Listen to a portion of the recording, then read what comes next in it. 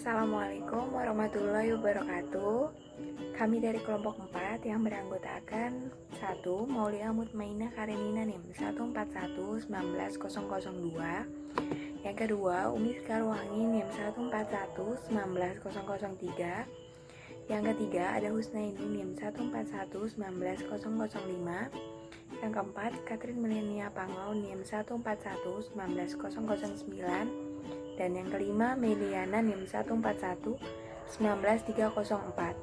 Di sini kami akan mempresentasikan materi tentang rumah sakit. Baik, yang pertama, saya Umi Sekarwangi NIM 141-19003.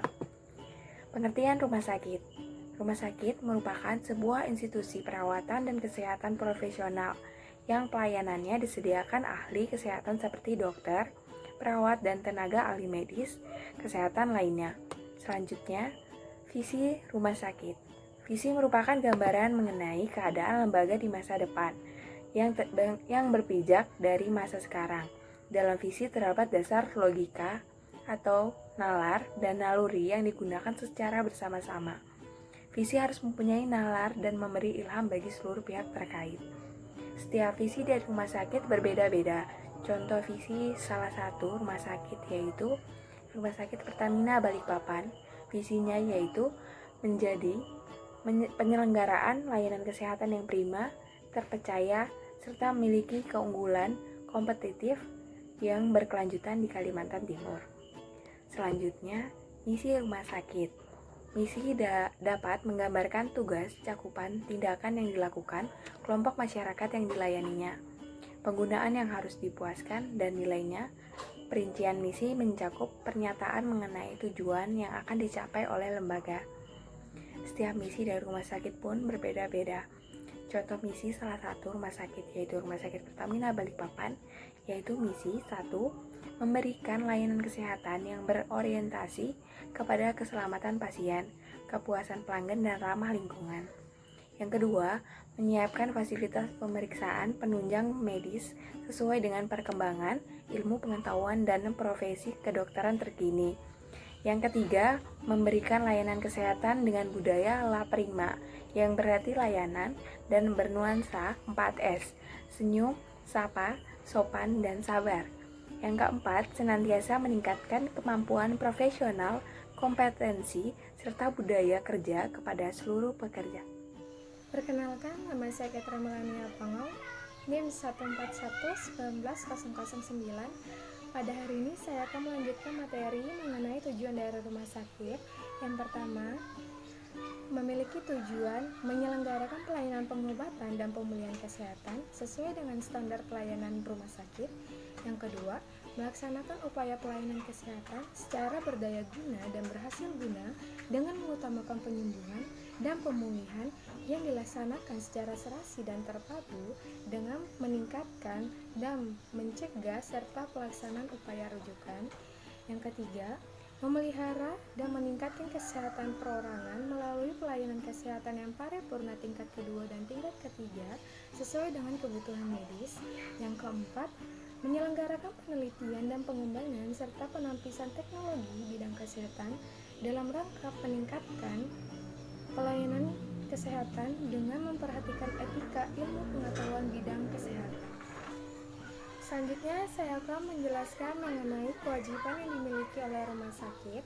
Yang pertama, memberikan informasi yang benar tentang pelayanan rumah sakit kepada masyarakat. Yang kedua, membuat, melaksanakan, dan menjaga standar mutu pelayanan kesehatan di rumah sakit sebagai acuan dalam melayani pasien. Yang ketiga, berperan aktif dalam memberikan pelayanan kesehatan pada bencana sesuai dengan kemampuan pelayanannya. Yang keempat, melindungi dan memberikan bantuan hukum bagi semua petugas rumah sakit dalam melaksanakan tugas. Yang kelima, menyediakan sarana dan pelayanan bagi masyarakat tidak mampu atau miskin. Yang keenam, memberi pelayanan kesehatan yang aman, bermutu, anti diskriminasi, dan efektif dengan mengutamakan kepentingan pasien sesuai dengan standar pelayanan rumah sakit. Yang ketujuh, memberikan pelayanan gawat darurat kepada pasien sesuai dengan kemampuan pelayanannya. Yang kedelapan, menyediakan sarana dan prasarana dan prasarana umum yang layak meliputi sarana ibadah, parkir, ruang tunggu, sarana untuk orang cacat, wanita menyusui, anak-anak, dan lanjut usia. Yang kesembilan, yaitu membuat daftar tenaga medis yang melakukan praktik kedokteran atau kedokteran gigi dan tenaga kesehatan lainnya. Yang ke-10, menghormati dan melindungi hak pasien. Terima kasih. Saya Husnaini dengan NIM 1411905. Baik, saya akan melanjutkan materi selanjutnya, yaitu pelayanan rumah sakit. Di sini kami menggunakan 6 poin pelayanan. Yang pertama, pelayanan penunjang medis. Yang kedua, pelayanan kefarmasian. Yang ketiga, pelayanan keperawatan dan kebidanan. Yang keempat, pelayanan penunjang klinik. Yang kelima, pelayanan rawat jalan atau rawat darurat. Yang keenam, pelayanan rawat inap.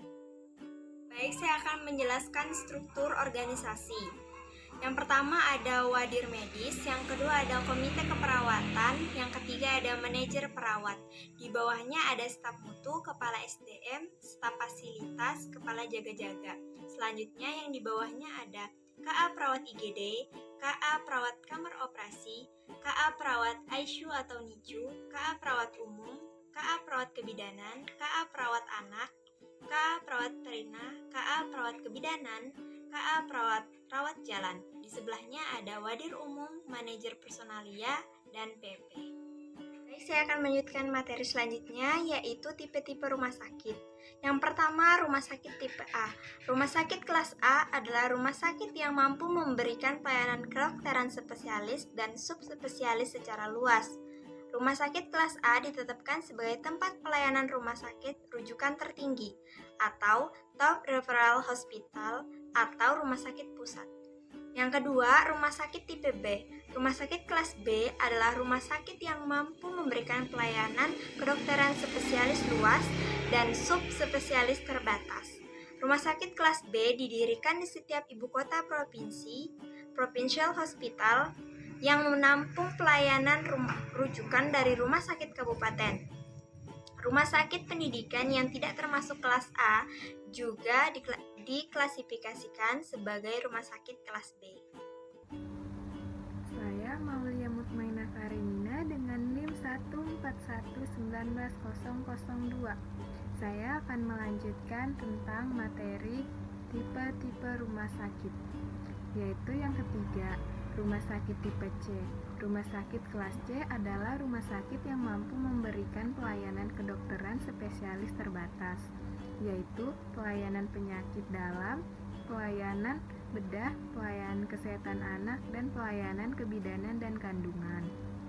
Rumah sakit kelas C akan didirikan di setiap ibu kota kabupaten atau regensi hospital yang mempunyai pelayanan rujukan dari puskesmas. Yang keempat, yang D, rumah sakit tipe D.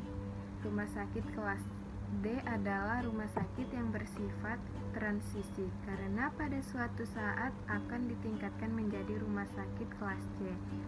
Kemampuan rumah sakit kelas D hanya memberikan pelayanan kedokteran umum dan kedokteran gigi.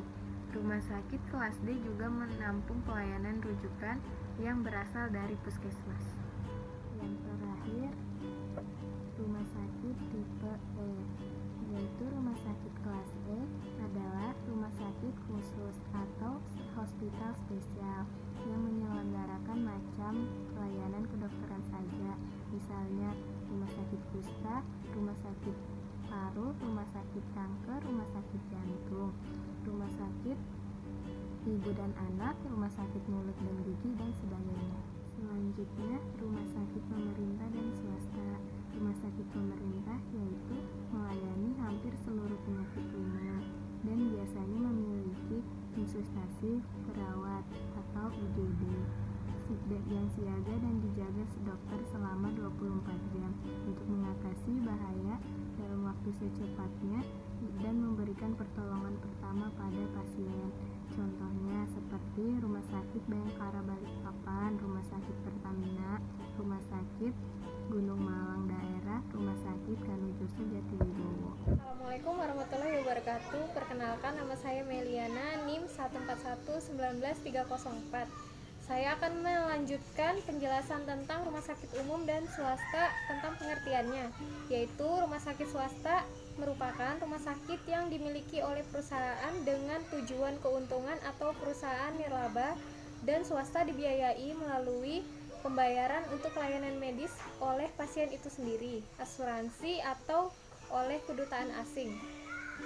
Contohnya yang di rumah sakit Balikpapan yaitu Siloam Balikpapan, Rumah Sakit Restu Ibu, Rumah Sakit Balikpapan Baru, Rumah Sakit Hermina Balikpapan. Selanjutnya, perbedaan rumah sakit pemerintah atau umum dan rumah sakit swasta, yaitu dari biaya operasional, biaya pemeliharaan, dan biaya pengembangan. Biaya operasional rumah sakit swasta diperoleh dari pendapatan rutin rumah sakit tersebut dari setiap pasien yang berobat. Berbeda jauh dengan rumah sakit pemerintah yang dikelola pemerintah dengan semua biaya operasionalnya ditanggung oleh APBN atau APBD negara. Selanjutnya, biaya pemeliharaan rumah sakit swasta ditanggung sendiri oleh pihak manajemen atau investor. Berbeda dengan rumah sakit pemerintah, semua biaya pemeliharaannya dianggarkan setiap tahun dari APBN dan APBD. Selanjutnya, biaya pengembangan.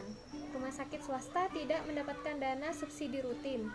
Jauh beda dengan rumah sakit pemerintah yang semua biaya pengembangan dan investasinya ditanggung oleh APBD dan APBN. Kesimpulan dari materi ini yaitu rumah sakit sebagai organisasi harus memiliki visi dan misi serta value sebagai panduan arah gerak organisasi dan anggota di dalamnya.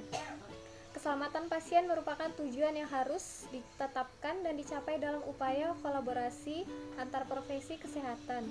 Rumah sakit sebagai organisasi hendaknya senantiasa melakukan pengembangan organisasi untuk mengikuti perkembangan ilmu dan teknologi di bidang kesehatan. Sekian presentasi dari kelompok kami. Apabila ada kesalahan kata, mohon dimaafkan. Terima kasih. Assalamualaikum warahmatullahi wabarakatuh.